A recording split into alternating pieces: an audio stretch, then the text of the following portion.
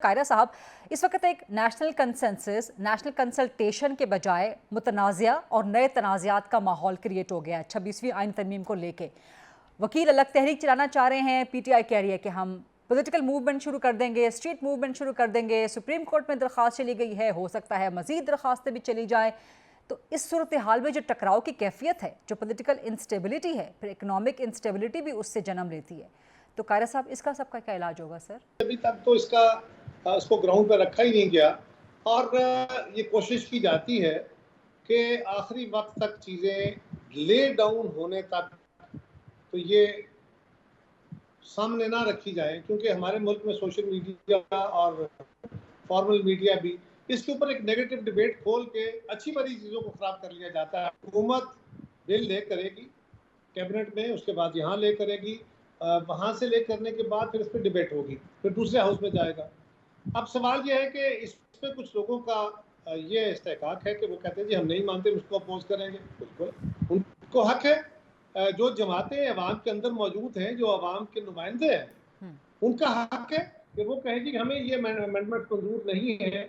और आइन के फ्रेमर्स ने और आइन का रूह जो होती है या जमहूरियत की रूह जो है अक्सरियत की राय से फैसले करने की, और हमारी इस्लामी रूह भी यही है, वो ये है कि अगर आपको मतलूबा तादाद मुयस्सर है 2/3, तो ये काम 2/3 अक्सरियत के साथ सिर्फ पार्लिमान ने करना है, ठीक, न किसी असम्बली ने करना है, न किसी सुप्रीम कोर्ट ने करना है, न वकला की बॉडी ने करना है, न मीडिया ने करना है, न सिविल सोसाइटी। हाइपोथेटिकली स्पीकिंग, अगर सुप्रीम कोर्ट ने स्ट्राइक डाउन कर दी, क्योंकि ये 26 कॉन्स्टिट्यूशन अमेंडमेंट, क्योंकि इससे पहले हमारे पास मौजूद है प्रैक्टिस एंड प्रोसीजर बिल का मामला मौजूद है, मखसूस नशिस्तों का प्रेसिडेंट मौजूद है। तो जो आप बात फरमा रहे थे कि जी पार्लियामान सुप्रीम है, तो अगर सुप्रीम कोर्ट ने स्ट्राइक डाउन कर दी पार्लियामान की तरमीम, देन व्हाट? सुप्रीम अदालत है, सुप्रीम इदारा नहीं है।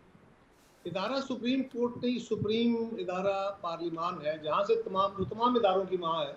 वहीं से इदारे जन्म लेते हैं, वहीं से आइन जन्म लेता है, वहीं से कानून जन्म लेता है। और ये कानून का, हाँ, सुप्रीम कोर्ट के पास वही पार्लियामान ने ये इख्तियार बजरिया आइन दिया कि सुप्रीम कोर्ट ये देखे कि फंडामेंटल राइट्स जो आइन में रखे गए हैं, जो पार्लियामान ने रखे हैं, लेकिन उनकी कहीं वायलेशन में तो ये ला नहीं बन गया, कोई ऐसी वायलेशन तो नहीं होगी किसी कॉन्स्टिट्यूशनल प्रोविजन की, लिहाजा उसकी हद तक उनको ये इख्तियार दे दिया गया और सुप्रीम कोर्ट ये इख्तियार इस्तेमाल भी करती है। आइनी तरामीम को इस तरह टच स्टोन पे चेक करने का बेसिकली दुनिया में इस तरह इख्तियार नहीं होता, ना हमारे यहाँ है। हाँ, इफ्तिखार मोहम्मद चौधरी साहब ने 18वीं तरमीम चैलेंज करा ली थी और उसके बाद 19वीं तरमीम हमारी गर्दन पे उंगली रख के पास कराई और जजेस की अपॉइंटमेंट का तरीकाकार रिवर्स करके फिर सब कुछ अच्छा हो गया। ये हमारी बदनुमा तारीख है। लेकिन सर लेकिन अगर अगर हाइपोथेटिकली स्पीकिंग अगर सुप्रीम कोर्ट स्ट्राइक डाउन कर देती है सर, देन व्हाट? देखिए ना, मैं उसके ऊपर पहले, मुझे सुप्रीम कोर्ट का बहुत एहतराम है, मैं सुप्रीम कोर्ट को पहले चैलेंज नहीं कर रहा। मैं कह रहा हूँ कि सुप्रीम कोर्ट को पहले तो चाहिए ये कि माजी की अगर कोई गलत रवायात है तो उसको ना देखा जाए, उसको ना सुना जाए और उस पर ना अमल किया जाए। लेकिन अगर सुप्रीम कोर्ट ऐसा करेगी तो देख लेंगे, पार्लियामान देख लेगी, जिसका इख्तियार जो है, अगर इलीगली सुप्रीम कोर्ट, जो मुझे यकीन है नहीं होगा, लेकिन अगर हुआ तो फिर पार्लियामान बैठी है, वो अपना इख्तियार देख लेगी। Quite interesting. दो पहलू हैं, एक तो हुकूमत का तरीक़ाकार, जिस तरीके से ये लेके आई गई वो मुतनाज़ा रहा। दूसरा, तरामीम अज खुद भी मुतनाज़ा हो गई। JUIFA कह रही है कि खौफनाक एंड ख़तरनाक तरामीम। PTI इसको anti judiciary, anti democracy, anti constitution तरामीम कह रही है। पीपल्स पार्टी, जिसने ना सिर्फ 73 का आइन दिया, एक बड़ा किरदार अदा किया अदलिया की आज़ादी के हवाले से, बल्कि खुद भी पीपल्स पार्टी विक्टिम रही पिक एंड चूज जुडिशरी में करने के हवाले से। जस्टिस सज्जाद अली शाह उसकी एक बड़ी मिसाल। तो अब आप ये किस काम में पड़ गए हैं पीपल्स पार्टी वाला है? गरिदा, आपने तो PTI के कमेंट्स को जजमेंट बना दिया सर। मेरा मुअद्दिबाना सवाल इस रंग में मुझ पे कर दिया। ये आपका बहुत ठीक है, मुअद्दिबाना अपनी जगह, लेकिन आपने सवाल ये किया कि पीटीआई ने ये इल्ज़ाम लगाया है कि ये अनकॉन्स्टिट्यूशनल है, ये इलीगल है, ये पर्सन स्पेसिफिक है, ये अदलिया के खिलाफ है। एक आइन बनाने वाली जमात ये काम कैसे कर सकती है? जी। तो आपने तो उसको मुझ पे एलिगेशन थोप दिया। ऐसा नहीं है।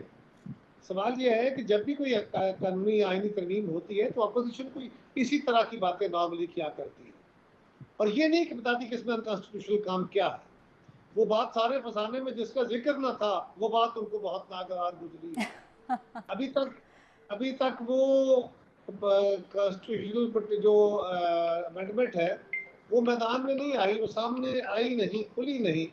लेकिन हमारे दोस्तों को अभी गिला है और अभी इनको शक हो गया है कि ये तो आइन और फलां से मुतसादम है और बड़ी खतरनाक है और खौफनाक है। लेकिन कायरा साहब, क्या आप नहीं हाँ, समझते आपका कि हक इसका जो तरीका कार था वो भी अगर मजीद बेहतर हो जाता, बिल्कुल क्या आखिरी दिन पर तरीकाकार आकर, क्या होता है? बिल्कुल आखिरी दिन पे आके जो भाग दौड़ की गई, ये एतमाद में लेना, क्योंकि आइन में तरमीम हो रही है, बहुत बड़ा काम है, आप मुझसे कहीं बेहतर जानते हैं। इससे पहले जो जिम्मेदारान हैं उन्होंने यकीनन ये सारी कोशिशें की होंगी, अपने तौर पे उन्होंने सब लोगों से राब्ते किए होंगे।